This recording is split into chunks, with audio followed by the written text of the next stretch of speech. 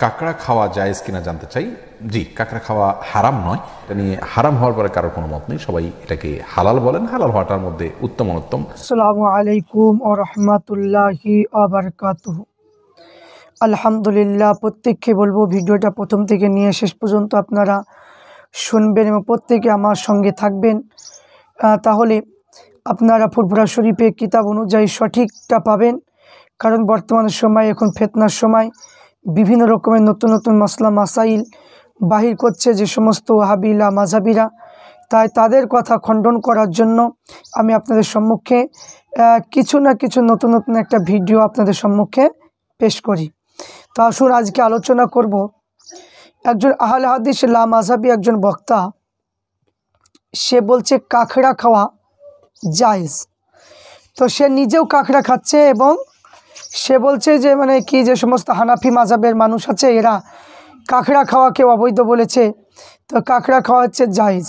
তো আমি বলবো যে ওয়াহাবি লা মাযহাবীদের জন্য তারা যে কাঁকড়া খাচ্ছে, তাদের নিজে ইচ্ছা মতো তারা কাঁকড়া খাচ্ছে এবং বলছে কি সুন্দর লাগছে।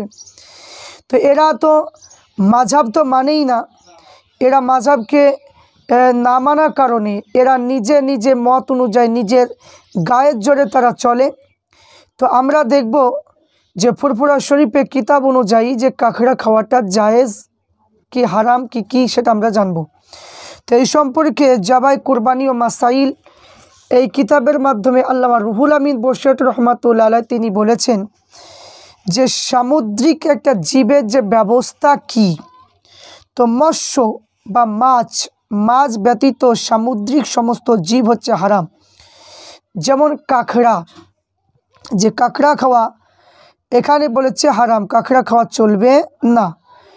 তাহলে এখানে বোঝা গেল যে আল্লামা রুহুল আমিন বশিরহাট রহমাতুল্লাহ আলাইহি তিনি কিতাবের মাধ্যমে প্রমাণ করেছেন যে কাঁকড়া খাওয়া হচ্ছে হারাম, খাওয়া চলবে না।